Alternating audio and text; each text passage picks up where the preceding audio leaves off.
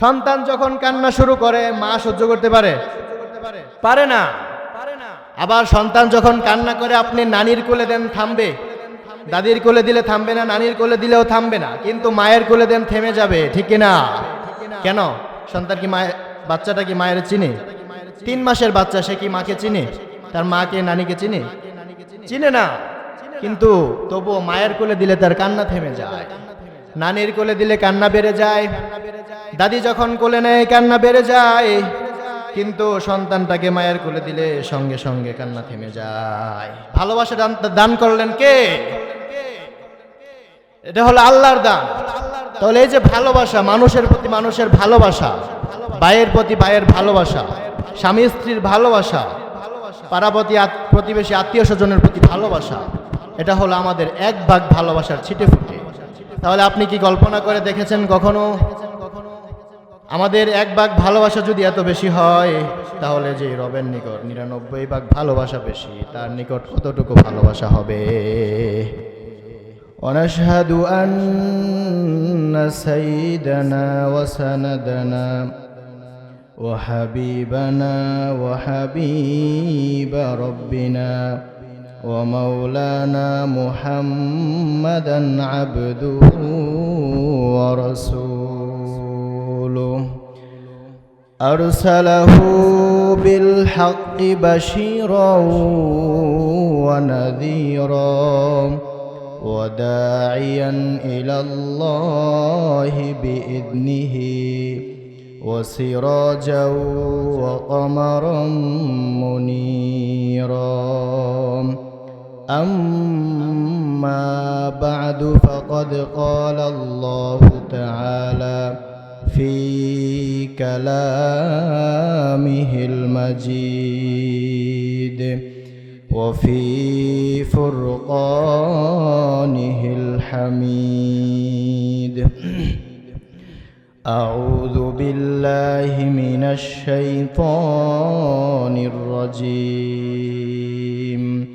بسم الله الرحمن الرحيم قل لمن ما في السماوات والأرض قل لله كتب على نفسه الرحمة وقال رسول الله صلى الله عليه وسلم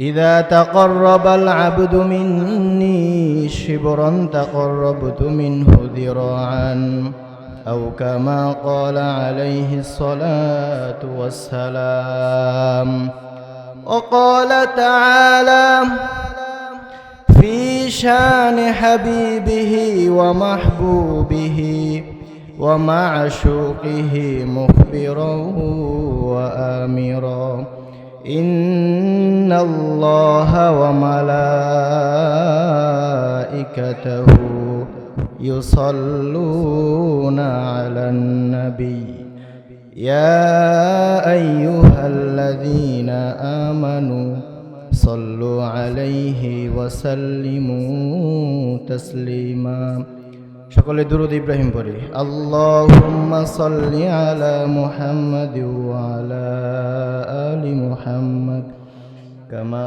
সাল্লাইতা আলা ইব্রাহিম ওয়া আলা আলি ইব্রাহিম ইন্নাকা হামিদুম মাজিদ اللهم بارك على محمد وعلى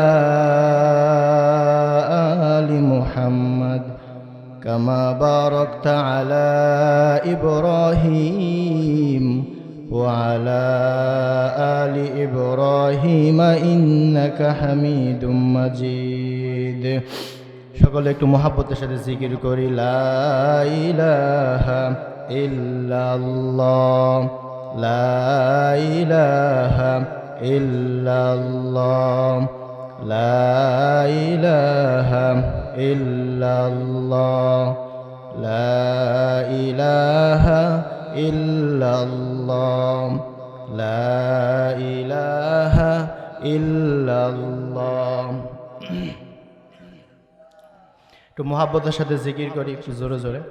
লা ইলাহা ইল্লাল্লাহ, লা ইলাহা ইল্লাল্লাহ, লা ইলাহা ইল্লাল্লাহ, লা ইলাহা ইল্লাল্লাহ, লা ইলাহা ইল্লাল্লাহ, লা ইলাহা ইল্লাল্লাহ।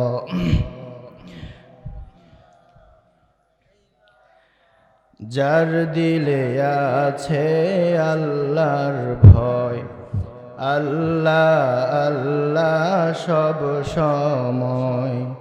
যার দিলে আছে আল্লাহর ভয়, আল্লাহ আল্লাহ সব সময়।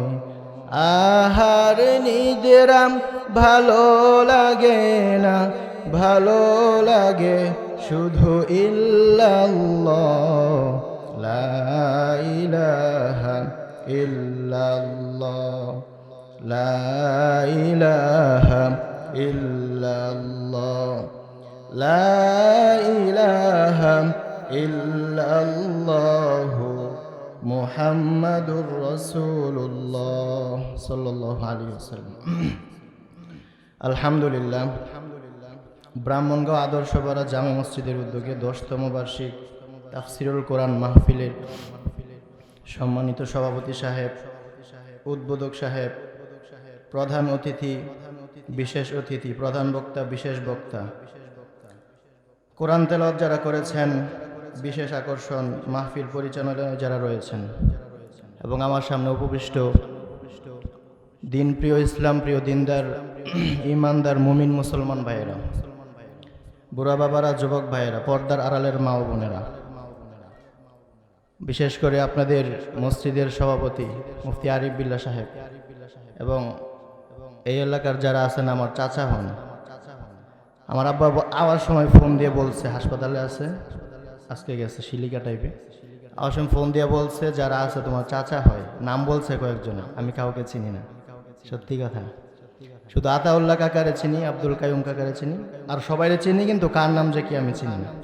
সত্যি তো বলছে যে অমুকে অমুকে ওনাদের সাথে ভালো ব্যবহার করবা, দেখা সাক্ষাৎ করবা, চিনি না, এজন্য হয়তো কারো নাম বলতে পারতেছি না।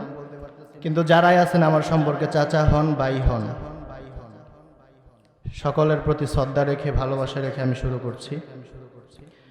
আসুন আমরা সকলে মিলে ওই মহান রব্বুল আলামিনের দরবারে লাখো কোটি শুকরিয়া আদায় করি, যে মহান রব্বুল আলামিন আমাদেরকে আজকে এই করুণ পরিস্থিতিতে, দেশের এই দুর্গতিতে আমাদের জন্য এত সুন্দর একটা ব্যবস্থা করে দিয়েছে। অনেক ভালো ভালো জায়গায়ও পারে না, অনেক বড় মহল্লা, বড় মসজিদ, টাকাওয়ালা পয়সাওয়ালা পারে নাই। কেন? আমি একটা কারণ খুঁজে পেয়েছি। মসজিদ হলো আমাদের ইমানি একটা কেন্দ্র, ইবাদতের একটা কেন্দ্র, ঠিক না? দুর্গের মতো আমাদের মসজিদ হলো আমাদের দুর্গ, ইমানের দুর্গ, ইবাদতের দুর্গ। এজন্য আল্লাহ বলছেন মসজিদ নিয়ন্ত্রণ করবে তারা যাদের ভিতর ইমান আছে, ঠিক কিনা? কিন্তু আপনাদের আদর্শ পাড়া এটা আছে, আছে না? আপনাদের মসজিদের সভাপতি কে? মুফতি সাহেব না? মুফতি সাহেব না? এই যে আপনাদের মসজিদ হলো আমাদের ইমানি কেন্দ্র। ইমানি কেন্দ্রের জন্য আপনারা রেখেছেন আল্লাহর বিধান মতো একজন ভালো মানুষ। এজন্য আপনাদের দিনী কাজগুলা করতে, আপনাদের ভালো কাজগুলা করতে আগ্রহ হয় এবং সবার আগে আগে পারেন। আপনাদের যে অনেক ভালো যারা আছে তারাও কিন্তু পারতেছে না। আশেপাশে খবর দেখেন আপনারা, আপনাদের যে ভালো আছে না ব্রাহ্মণগাঁয়েরও পারে নাই, কিন্তু আপনারা প্রত্যেক বছর সবার আগে করেন। এর জন্য আপনাদেরকে ধন্যবাদ, জাযাকাল্লাহ।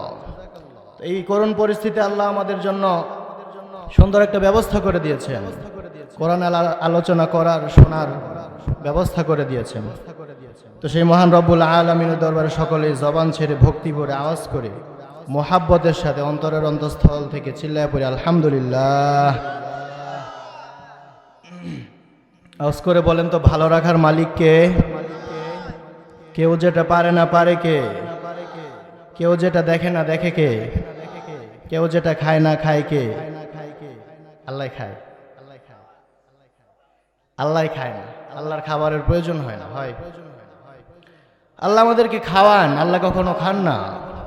আল্লাহ ঘুমান না, আমরা ঘুমাই, আল্লাহ ঘুমান না। আমরা আয়াতুল কুরসি পাঠ করি না? আয়াতুল কুরসিতে কি আছে? আল্লাহু লা ইলাহা ইল্লা হুয়াল হাইয়ুল কাইয়্যুম লা তাখুযুহু সিনাতু ওয়ালা নাওম।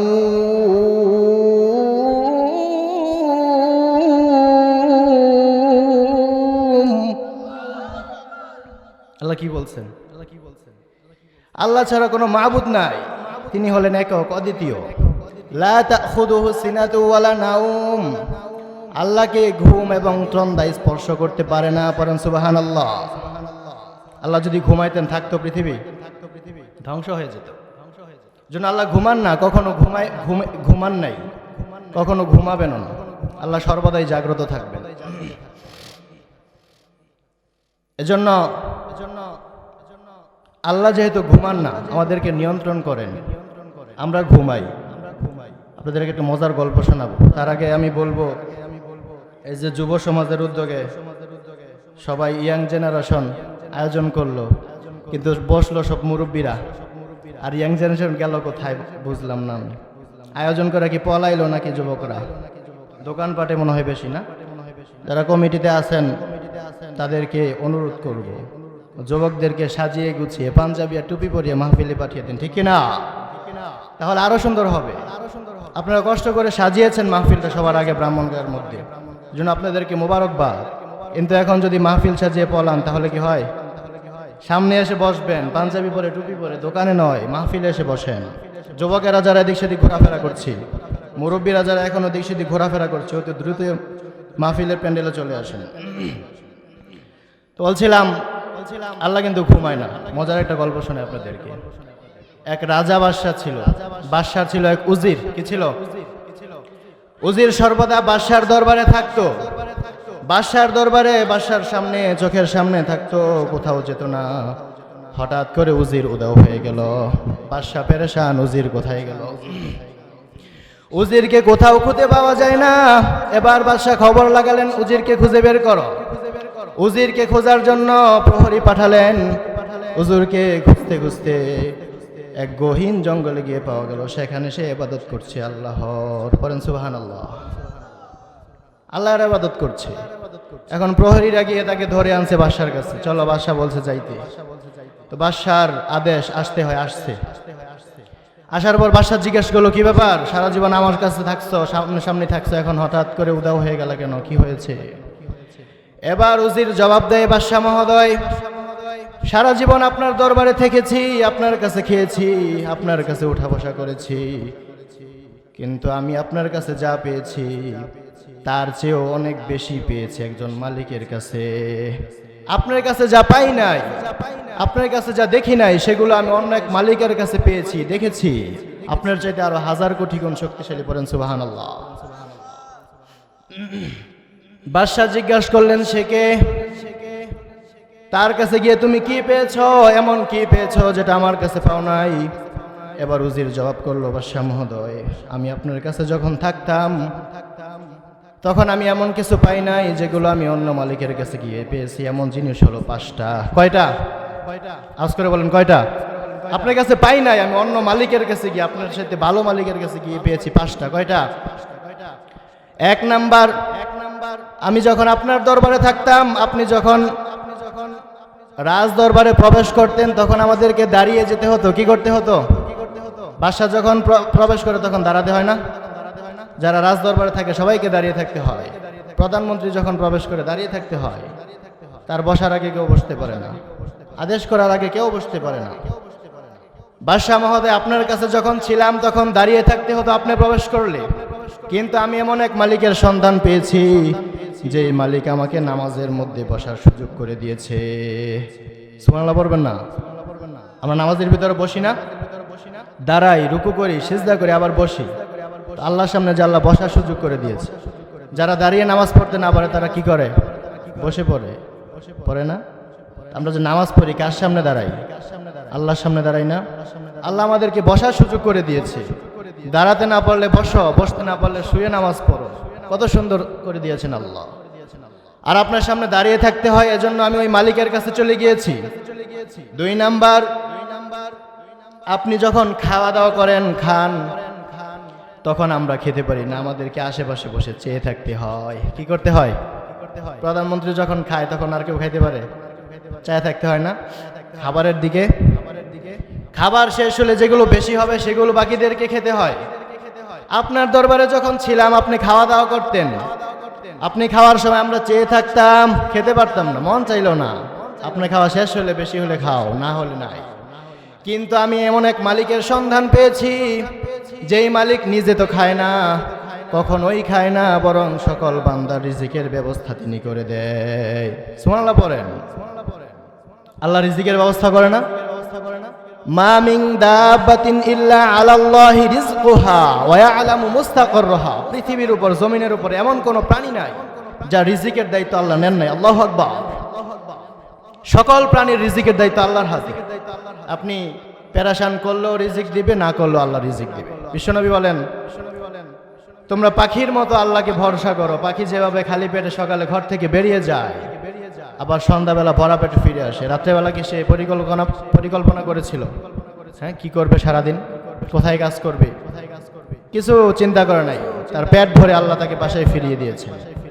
জন্য বিশ্বনবী বলছেন, তোমরা পাখির মতো আল্লাহকে ভরসা করো। পাখি যেভাবে খালি পেটে বের হয়ে যায়, সন্ধ্যার সময় আবার ভরা পেটে বাসায় ফিরে আসে, তোমরা যদি আল্লাহকে ওইভাবে ভরসা করতে পারো, তাহলে আল্লাহ তাআলা তোমাদের রিজিকের ব্যবস্থা করে দিবেন।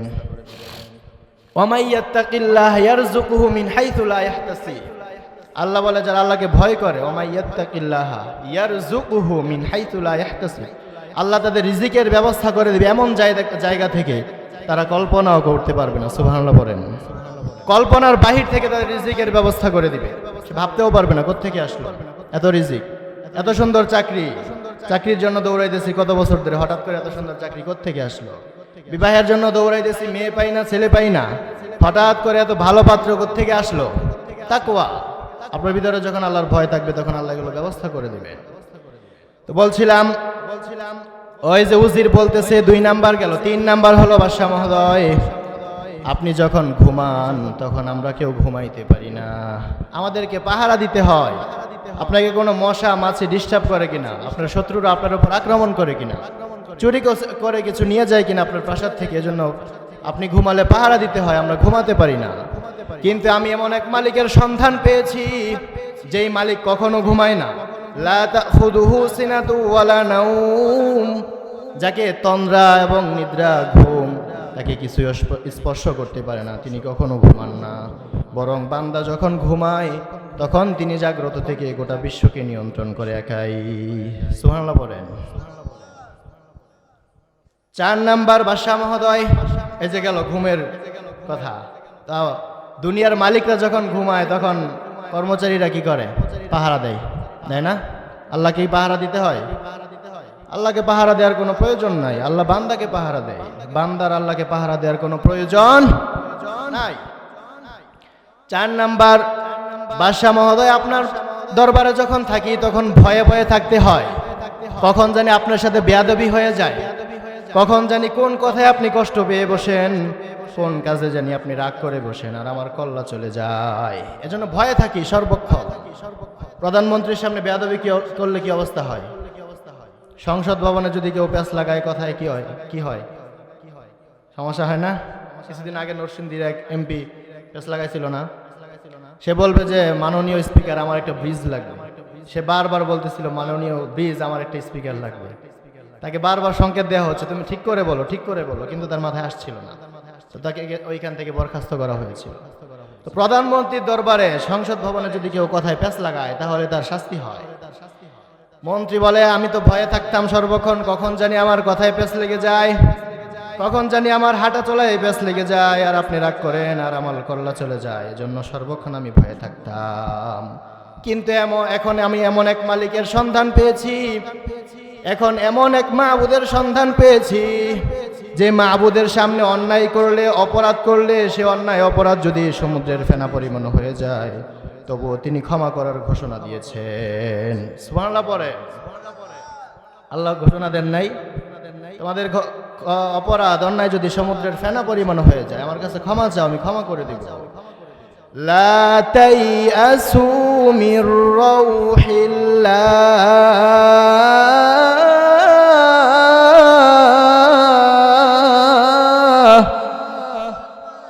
আমার রহমত থেকে কখনোই নিরাশ হও না, আমার রহমত থেকে কখনোই নিরাশা হয়ে যেও না, আশা ছেড়ে দিও না।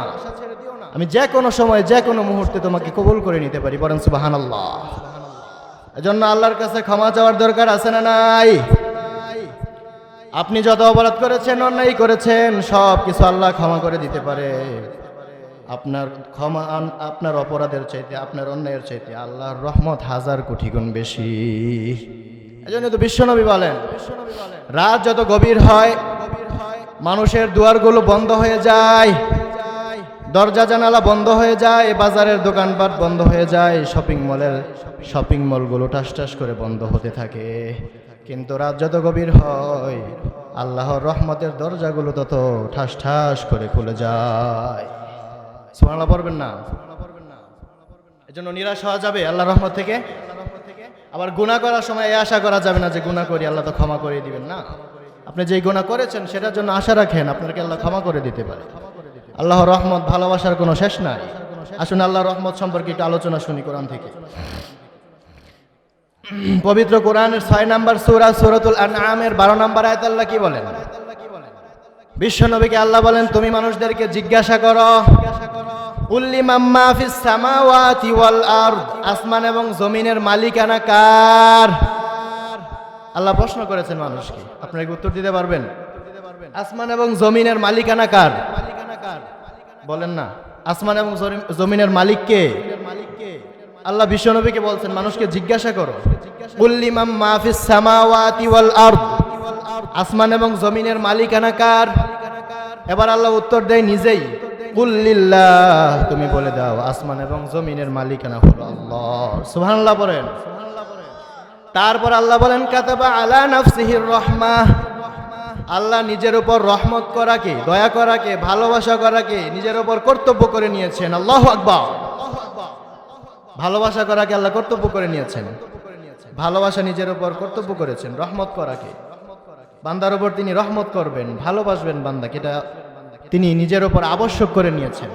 এজন্যই তো বিশ্বনবী বলেন, বুখারী শরীফের 5574 নম্বর হাদিস, বিশ্বনবী বলেন, জাআলাল্লাহুর রাহমাতা মিআতা জুজইন ফাআমসাকা ইনদাহু 99 জুজআন ওয়া আনজালা ফিল আরদি জুজআন ওয়াহিদান ফামিন যালিকাল জুজই ইয়াতারাহামুল খালকু হাত্তা তারফাউল ফারাসু হাফিরাহা আন ওয়ালাদিহা খাশিয়াতা আন তুসিবাহা। কত সুন্দর হাদিস। আপনারা বাংলাটা শুনছেন, আরবিটা কখনো শোনেন নাই, কিন্তু আরবিটা শুনলেন আজকে। বিশ্বনবী বলেন, আল্লাহ রহমতটাকে 100 ভাগ করেছেন। কয় ভাগ করেছেন? কথা বলেন না, কয় ভাগ করেছেন? আল্লাহ ভালোবাসাকে সৃষ্টি করে 100 ভাগ করেছেন। তার মধ্যে ফাআমসাকা ইনদাহু 99 জুজআন, ভালোবাসাকে সৃষ্টি করে তিনি নিজের নিকট 99 ভাগ ভালোবাসা জমিয়ে রেখেছেন, নিজের কাছে রেখে দিয়েছেন, নিজের ভিতরে ফিট করেছেন 99 ভাগ ভালোবাসা। ওয়া আনজালা ফিল আরদি জুজআন ওয়াহিদান, আর শুধুমাত্র 1 ভাগ তিনি পৃথিবীর মধ্যে ঢেলেছেন, 1 ভাগ ভালোবাসা। বিশ্বনবী তারপর একটা উদাহরণ দিয়েছেন, এই 1 ভাগ ভালোবাসার মধ্য থেকেই মানুষ একজন আরেকজনের উপর রহম করে, ভালোবাসে।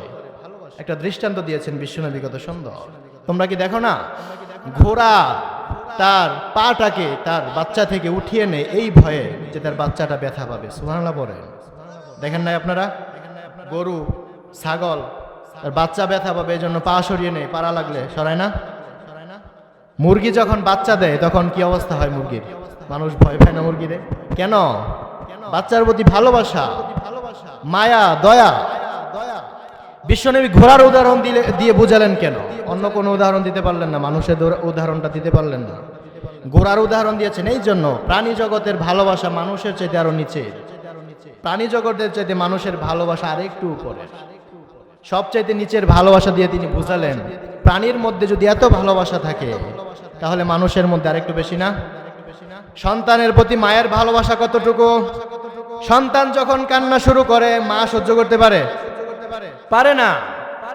আবার সন্তান যখন কান্না করে আপনি নানির কোলে দেন থামবে, দাদির কোলে দিলে থামবে না, নানির কোলে দিলেও থামবে না, কিন্তু মায়ের কোলে দেন থেমে যাবে, ঠিক কিনা?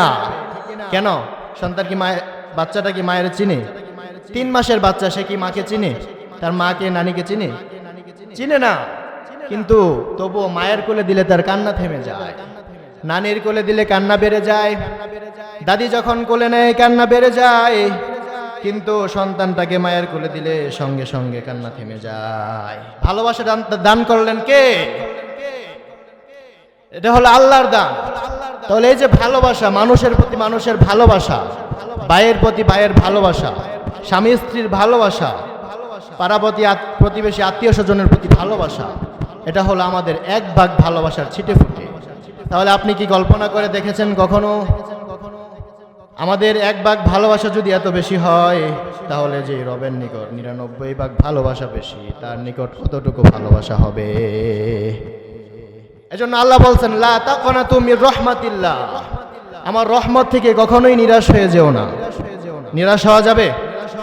আল্লাহর রহমত থেকে নিরাশ হওয়া যাবে? নিরাশ হওয়া যাবে না, আল্লাহর রহমতের আশা রাখতে হবে সর্বক্ষণ। তারপর আল্লাহ বলেন, আল্লাহ কাদেরকে ভালোবাসেন? কাদের উপর রহমত করেন?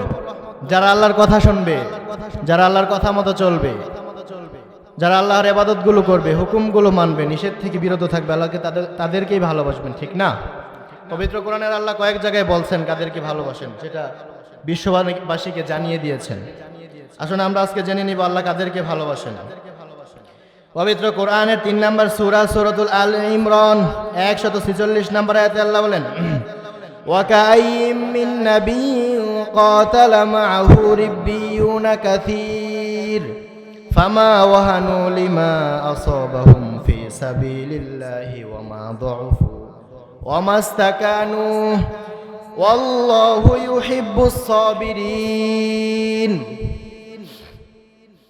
আল্লাহ আমাদেরকে জানিয়েছেন, আয়াতটা আগে শুনুন, তরজমাটা তারপর বলছি। ওয়াকাইয়িম মিন নাবিয়্যিন ক্বাতালা মাআহু রিব্বিয়ুনা কাসীর, পূর্বের অনেক নবী ছিল, অনেক নবী রাসূল ছিল, যাদের সাথে অনেক আল্লাহওয়ালা লোকেরা জিহাদ করেছে, যুদ্ধ করেছে। ফামা ওয়াহানু লিমা আসাবাহুম ফি সাবিলিল্লাহ, আল্লাহর পথে যুদ্ধ করতে গিয়ে যে বিপদ আপদ তাদের উপর এসেছে, যে কঠিন মুসিবত এসেছে, শত্রুর পক্ষ থেকে যে বিপদ এসেছে, ওই বিপদে তারা ফামা ওয়াহানু, সাহস হারায় নাই, সাহস হারায় নাই বিপদের মধ্যে। ফামা ওয়াহানু লিমা আসাবাহুম ফি সাবিলিল্লাহি ওয়ামা ইসতাকানু ওয়ামা দু'ফু, এবং তারা দুর্বল হয়ে পড়ে নাই, ওয়ামা ইসতাকানু, এবং শত্রুর কাছে নত হয় নাই, সাহস রেখেছে, সাহস রেখে যুদ্ধ করেছে, দুর্বল হয়ে যায় নাই, নত হয়ে যায় নাই। তারপর আল্লাহ বলছেন, আল্লাহু ইউহিব্বুস সাবিরিন, যারা এভাবে আল্লাহর পথে যুদ্ধ করবে, আল্লাহর রাস্তায় জিহাদ করবে, যারা আল্লাহর ইবাদতে মগ্ন থাকবে, সারাটা জীবন আল্লাহর রাস্তায় কাটিয়ে দিবে, দৃঢ়তার সাথে আল্লাহর ইবাদতগুলো করবে, আল্লাহু ইউহিব্বুস সাবিরিন, সেই ধৈর্যশীল বান্দাদেরকে আল্লাহ ভালোবাসেন। পড়েন সুবহানাল্লাহ। আর এক আয়াতে আল্লাহ বলেন, ইয়া আইয়ুহাল্লাযীনা আমানুস্তাঈনু বিস-সাবরি ওয়াস-সালাহ ইন্নাল্লাহা মা'আস-সাবিরিন।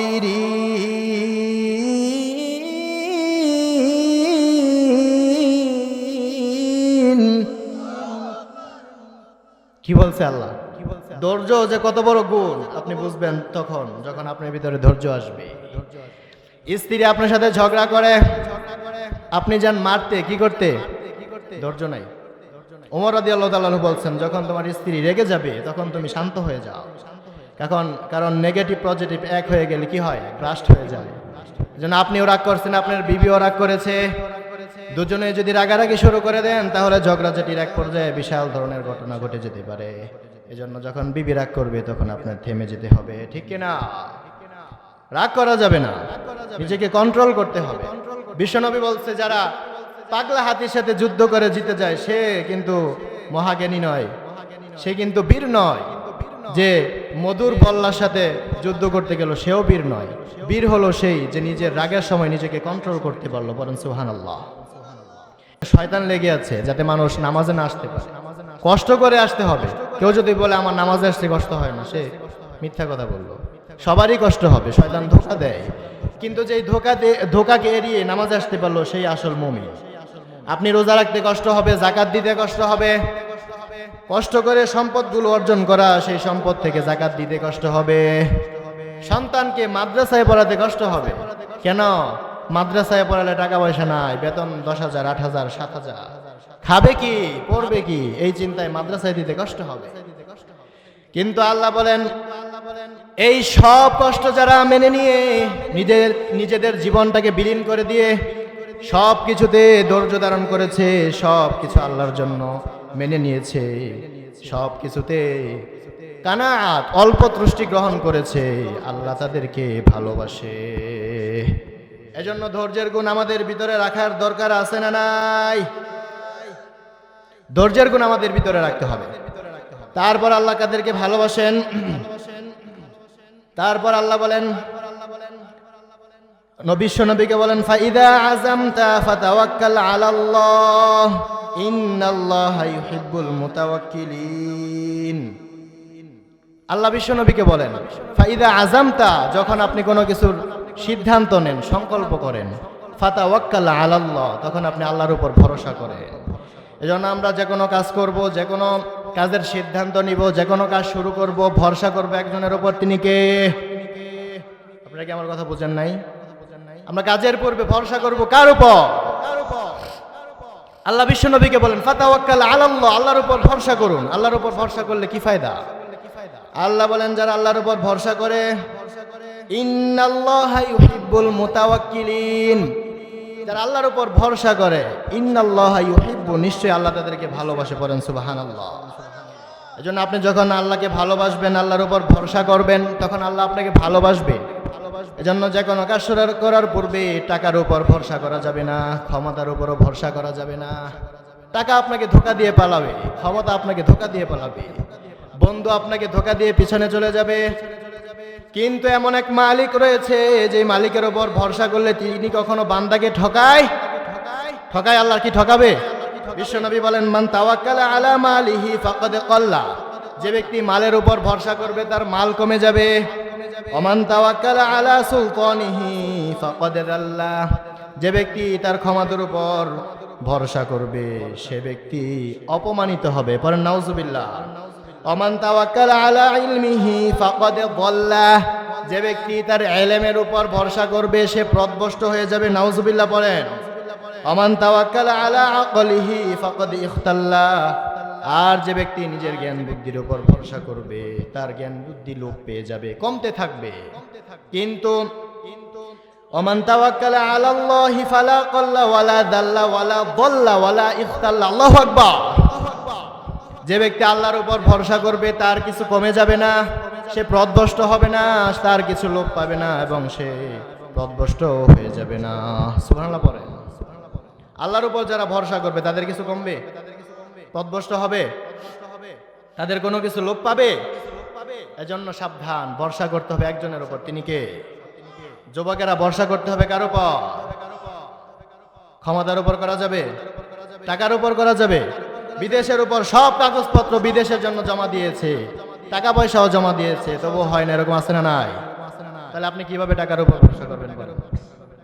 আপনি তো লক্ষ টাকা জমা দিয়ে মার খেলেন, ব্যবসার জন্য দিয়েছিলেন, মার খেয়েছেন। টাকা আপনাকে ঠকালো, বন্ধু আপনাকে ঠকালো, অনেক সময় নিজের বিবি সন্তানরাও নিজেকে ঠকিয়ে দেয়। আছে না নাই? এজন্য কারো উপর ভরসা করা যাবে না, ভরসা করতে হবে একজনের উপর। তিনি কে?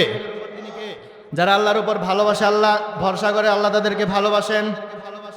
আলোচনা সংক্ষিপ্ত করছি, তারপর 3 নম্বর আসেন। আল্লাহ কাদেরকে ভালোবাসেন? সূরা আলে ইমরানের ৭৬ নম্বর আয়াত। আল্লাহ তাআলা বলেন, বালা মান আউফা বিআহদিহি ওয়াত্তাকা ফাইন্নাল্লাহা ইউহিব্বুল মুত্তাকিন।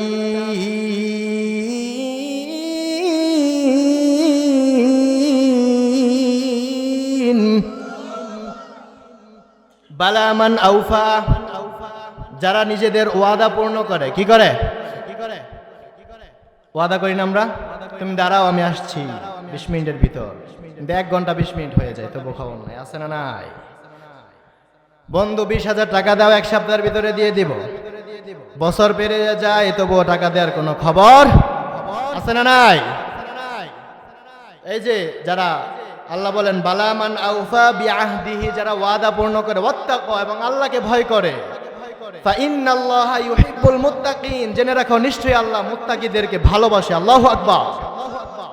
আল্লাহ মুত্তাকিদেরকে ভালোবাসে, কি করে? তাকওয়ার তো বিশাল আলোচনা, অন্যদিন শোনাবো ইনশাআল্লাহ সুযোগ হলে। এজন্য তাকওয়া যাদের ভিতরে থাকবে আল্লাহ তাদেরকে ভালোবাসবে। আল্লাহ বলেন ওয়ামাইয়াত্তাকিল্লাহা ইয়ারযুকহু মিন হাইতু লা ইয়াহতাসিব, যে ব্যক্তি আল্লাহকে ভয় করবে, যার ভিতরে আল্লাহর ভয় থাকবে, আল্লাহ তাকে রিজিকের ব্যবস্থা করে দিবে, এমন জায়গা থেকে রিজিকের ব্যবস্থা করবে সে ধারণাও করতে পারবে না। সুবহানাল্লাহ পড়ে, আপনি ধারণা করতে পারবেন না আল্লাহ আপনার রিজিকের ব্যবস্থা কোত্থেকে করে দিবে।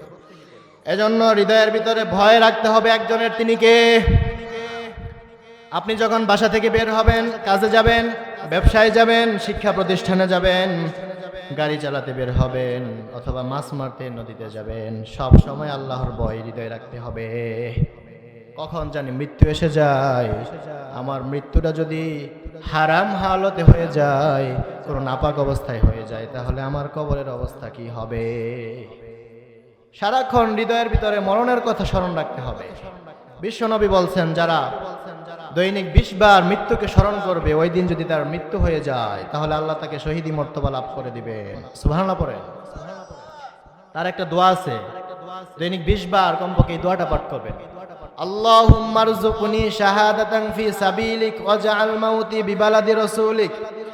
আরেকটা হলো আল্লাহুম্মা বারিক লানা ফিল মাউত ওয়া ফিমা বা'দাল মাউত।